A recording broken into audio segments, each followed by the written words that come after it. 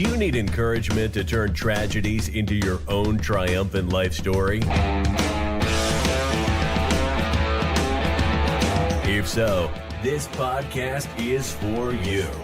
Listen to powerful guests who have persevered through challenges so you can gain strength to build your championship life.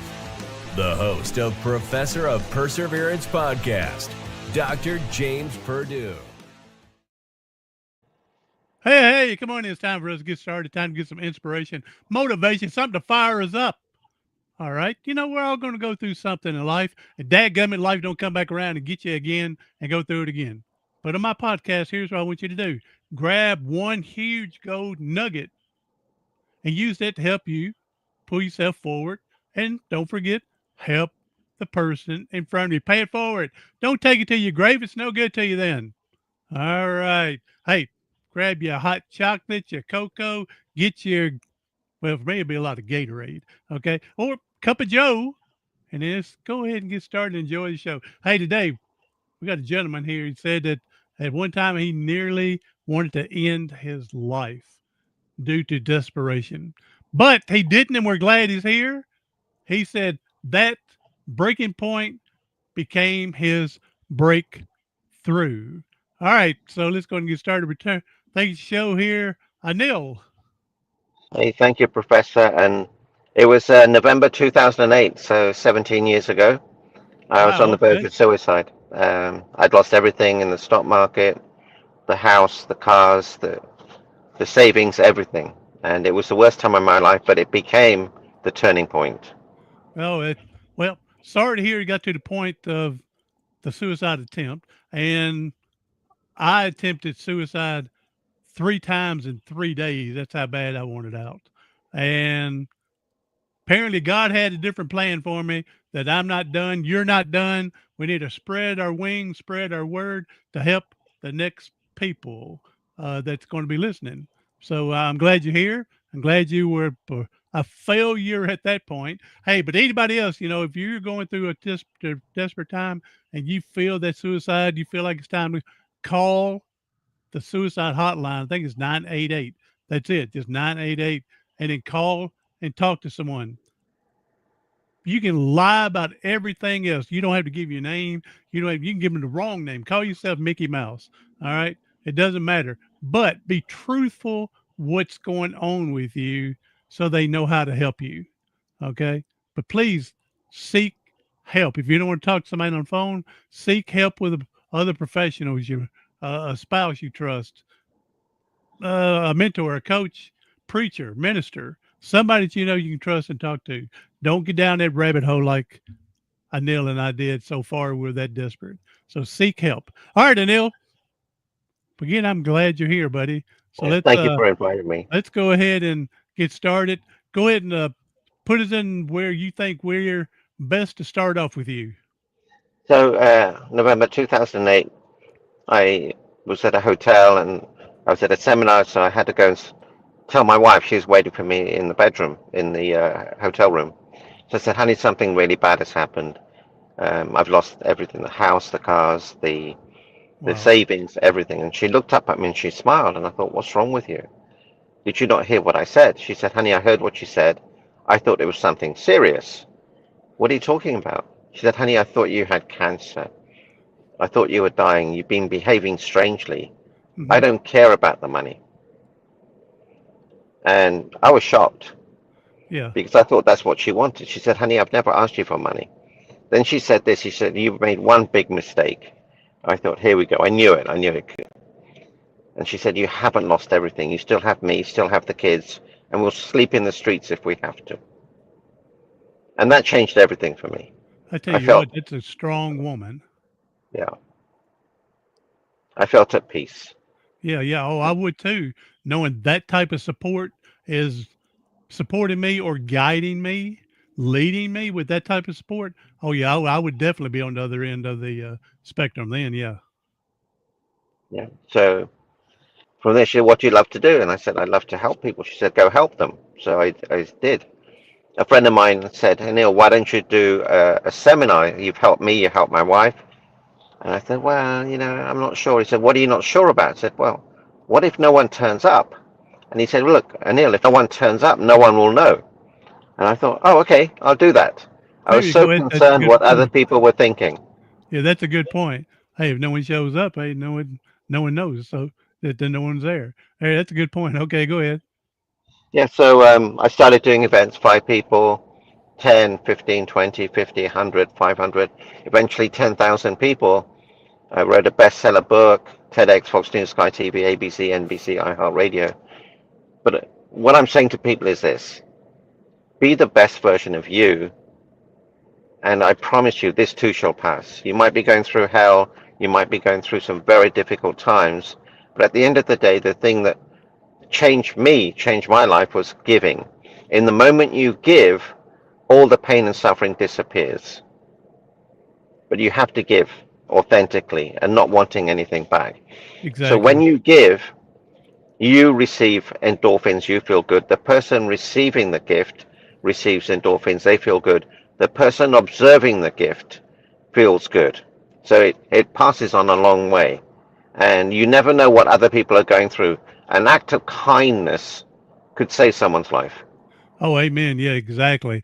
And especially, we go through what we think is world changing, which it is. Okay. But then if we search hard enough, which is sad, we'll find somebody in worse shape. So, and then I'm like you, I want to give as much as I can give. Now, some of us have to learn, and my brother is one of them. You can only give so much. You can't keep giving, and then you're hurting yourself. So, we got to give to help out, and then it doesn't have to be financially. It doesn't have to be give 'em a car. A giving, just a free smile, encouragement to help push them through. It's just as valuable. Yeah. And, when you give, you also have to receive. Mm, Okay. Because if you don't receive, you can't give as much. And then as you said, you get depleted. So, for example, if you were to give to someone else and they said, no, I'm not taking that, it's stopping the flow of the universe. So it's hmm okay to receive, but not to take. So if someone offers you a gift, just say yes, thank you so much, and acknowledge them. Because why would you deny someone the gift of giving? I learned that the hard way. What you just said there, the hard way. I used to be a school teacher, and it's at the end of the year. They're having the eighth grade awards day, and one of my eighth grade, and I went to church with them. But one of my eighth graders, him and his twin sister were graduating. Right before everybody got started, their dad came to me and said, "Hey, coach, I noticed one of your tires is a little low. Said if you give me your keys, I'll go air it up for you, so you don't have any problems when you go home this afternoon." I said, "Oh yeah, I appreciate that." And so he went and did it. Came back later, handed me the keys. He said, "Hey, everything's taken care of. Have a good day." I said, "All right." I went to go leave, and when I was leaving, I was going, "I wonder which tire." And every time which tire was low, and I started looking. He put four brand new tires on my car. Wow. And I went to go when I saw him at church. "Hey man, how much I owe you for the tires?" "Nothing, coach." He said, "I just appreciate how you took care of my kids over at school." And I said, "But I owe you." "No." And then finally, here's what he said, like you said, the flow of the universe. He said, "Don't steal my blessing." So then I've had to learn to shut up, accept the blessing, and then turn around and bless somebody else somehow. Wow, that's so beautiful. Yeah, that I, was I bet awesome, I man. bet I bet you're not tired of telling that. I love telling that story. Yeah. No, but I It's said tired of telling it. tired. No, no, I'm not tired of telling No, that. no, tired like it's in tires. Tires. Oh, okay. I It's a get you joke. now. I get you now. I get you now. I get you. Yes, sir. But yeah, he definitely took care of me. And yeah, that's the first time I learned don't steal my blessings. Yeah. Don't, like you said, don't stop the universe from Yeah. there. Yeah. All right. Go ahead. And also, And we then, got Anil here, and he goes by Love Doctor. All right. so I developed a formula for living a richer, fuller, happier life, the happiness formula. The first G is give. The second G is be grateful for what you have Mm, and don't focus on what you don't have. So if you look at my hands, you see one of them is got a brace because it's fractured. The other one is my good hand.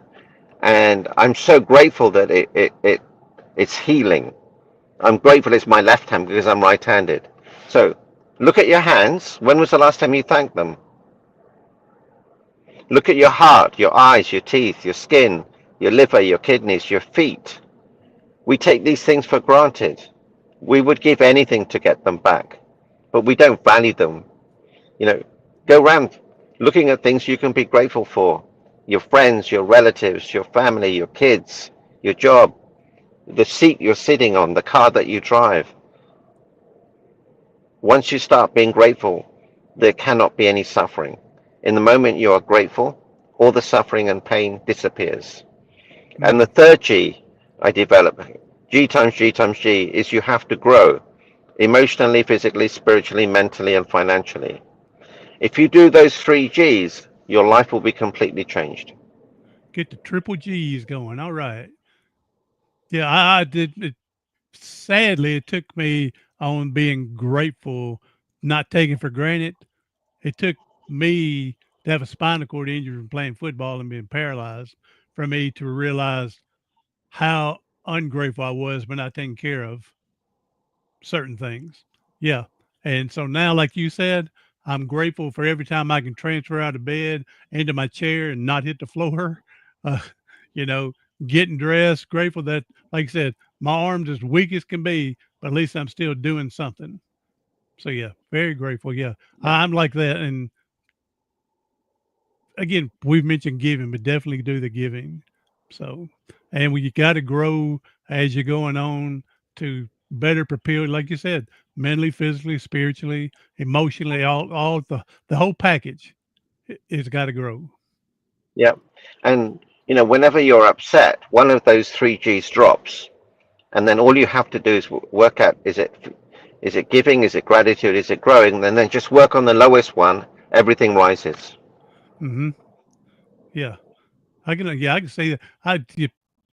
It, it's that time of the year, getting closer to Thanksgiving and Christmas, and a lot of people want to do the giving, like you said, giving at Christmas time to feel good about themselves. But we ought to do, like I said, may not be able to do it every day, but we ought to be able to do some type of giving when possible Well, throughout we the can year, actually not do it just every over the day. weekends. We can do it every day. We can do it 5 times a day. We can do it 10 times a day. And Hmm. it could be a smile, a thank you, a phone call, an acknowledgement, a wave, an edification, you know, or just, thank the universe. But we can, it's a muscle. The more you practice it, the easier it gets. Yes, sir. Yes, sir. Yeah, I'm agree with you on again. Just a lot of people, they just want to be acknowledged that they're still a person. They're wandering around this earth and other people just shunt them and won't talk to them, especially people that's homeless, down on their luck. And people just want just a simple nod and smile and thank you for what you're doing, trying to do. For them to acknowledge as a person will lift their spirits. Yeah, we never know what people are going through. Hmm. The smallest act, a smile, a thank you, an acknowledgement will will make a huge difference. And we never know the impact we have on other people, but they don't always tell you. But just go out and be thankful, bless people, say thank you to people, smile at them, and it'll make you feel good. It'll make them feel good, and it makes all the difference. It's the difference that makes the difference. I tell you, I had a great neighbor at one time. Not that they're not good neighbors now, but a great one earlier. And whenever her boyfriend would mow her yard, he'd come over and mow my yard. And not one time did they ever charge me. So, Wow. uh, yeah, Yeah. beautiful. But I would send them every now and again a pizza to eat, but, and they never asked for anything in return. Like you said, nothing in return. But I would send a pizza every now and again just to thank them for what they done. But yeah, great neighbors at Jamie and Rowe. They moved on. So, but they did their part to help take care of me, and I was definitely grateful for them. Yeah. And who you surround yourself with. If you surround yourself with good people, it makes all the difference. Yeah. I agree with you. Your society, your community, your group. Again, I can't change the world, but I can change the world around me with my surrounding people. And then hopefully the ripple effect will go on and do more than just my little world.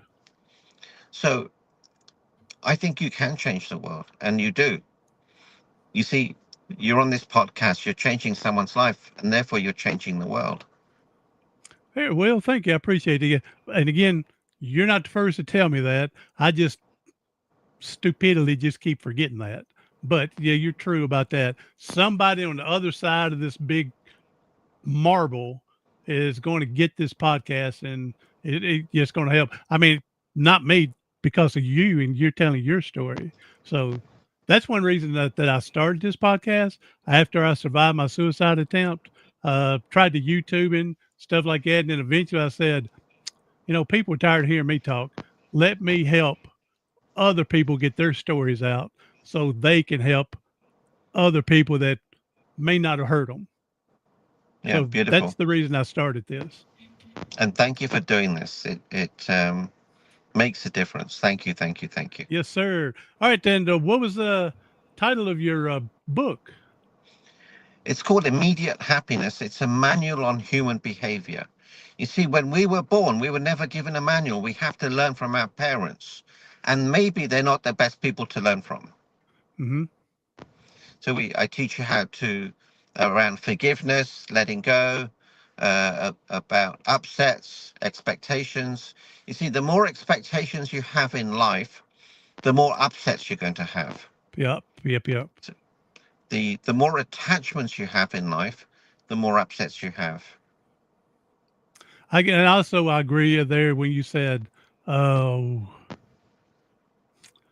shoot, what was the second thing you said? The pyramids just a minute ago. Um, it was about may not be the fan. Oh, letting go. Yeah. Sometimes we got to just let go of the crap that's happened and not linger around and let it keep dragging us down. And I know one guy, well, we've been friends for nearly 50 years, but he's gotten a DUI back 45 years ago. And he wants to keep saying he can't do because of that DUI. Why can't you? Yeah, it's 45 years ago. Let it go. Live your life now, but yeah, let go, let it go. And that's hard because we want to be in control of everything. Well, it's not hard if you know how. Mm-hmm. That's why the book is so good, because it teaches you the how. Why we get upset, how to break down an upset, how to let things go, how to stop things meaning things. So, for example, as human beings, we're meaning-making machines. If I call my wife, she doesn't call me back. I could make it mean she doesn't love me, she doesn't care for me, she doesn't respect me, and I could get upset because I could remember other things that she's done. That's what we do. But the meaning I put to it is not actually what happened. What actually happened was she didn't call me back. But we are so reactive, and that's the secret. Stop reacting and be responsive. Good. That's That good. will produce immediate results. Yeah, that's good. I like that. Stop reacting, be responsive. I like that. So, all right. Well, how do we find your book? The best way is to go on my website, meetanil.com, and you'll find a lot of resources, free resources, videos, and my book is on there too. And what I urge you to do is to read the book and study the book, and I promise you, your life will change. There we go. And I'm interested now in this TED Talk because I've just applied to do TED Talks here last couple of months. Hadn't heard anything yet, but I know there are tons of people that are going through everything. But when you applied for your TED Talk, and how often have you been on stage? Well, I didn't actually apply. Okay. You're A the friend of second mine one that's called told me. me that a friend of theirs had connections with someone, and that's how they got on. Yeah.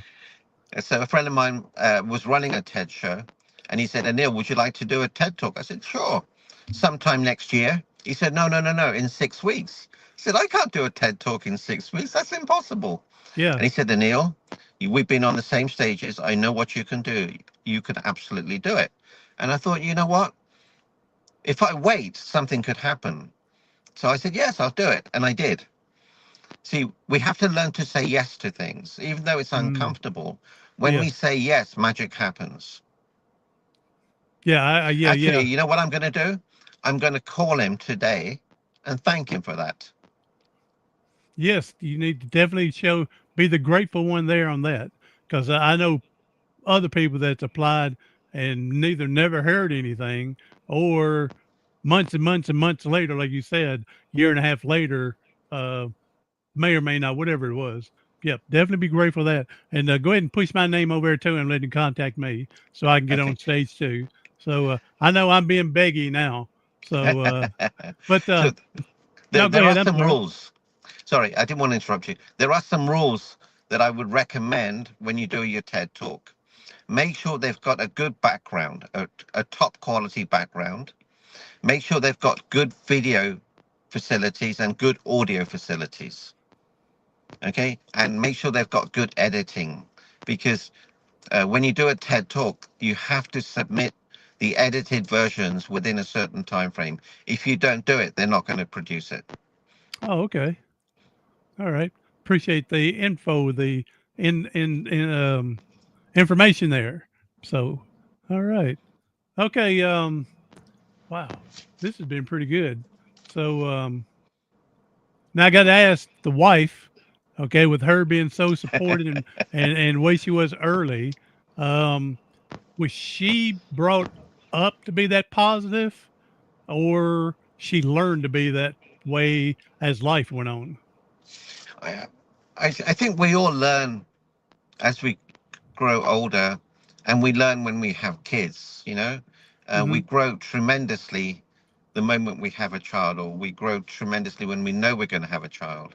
So it's a very rapid learning curve, but also there's a deep love between us, and there's a deep connection and a deep communication. And I think that makes a difference. The reason relationships fail is that we stop making our partners important. We Mm. focus on the business or the kids or something else, and then the partner feels neglected. And then the relationship, just dwindles into insignificance, and then you become friends. But if you make your partner important, they will never leave you, and you'll have a tremendously beautiful relationship. There you go. Take that big gold nugget, you people that are married, because you're getting it from the love doctor, Anil. So, no, that's good. I've always heard, communication's a key. But when you're adding, make your partner, spouse important, that to me is a big step up than just the communication. Let them know how much you love and adore them and everything else, and still keep that communication strong. Then I think things can work out, find a way to work out as it goes along. Yeah, I've had people say to me, "My wife left me. I didn't do anything." There And you I go. say to them, "That's why they left you." That's right. Yeah, I didn't do anything. They Yeah. gave you the output already. So yeah. So yeah, well, it goes to the old thing, taking them for granted instead of for their worth as a person. And not of course when you marry their spouse, however you want to do it, it's more than just marriage. It's that living as one and together and treating everybody with respect and everything like that. So Yeah, you have to listen, you have to communicate, and you have to show up. When you do that, I've been married 35 years, 2 months, 21 days. Not that I'm counting. yeah, not that anybody's If counting, if right? if I had a watch, I would keep a track on it. But it's a beautiful thing, and my relationship and our relationship is very smooth. It's effortless and frictionless. And we're not pretending to look after each other. We just do. And it just makes life so much easier. Well, I'm glad that you've been with her your 35 years, 2 months, 21 days. 21 days. Again, because when you approached her, what's going on? Yeah, she could have freaked out and done everything else, but she did the loving thing, the right thing to get you back on track and on board with her. So that you didn't go wrong there, buddy. No, and she didn't go wrong. I didn't go wrong. And we both made a commitment to, you know, look after each other. And we've honored Mm-hmm. that commitment.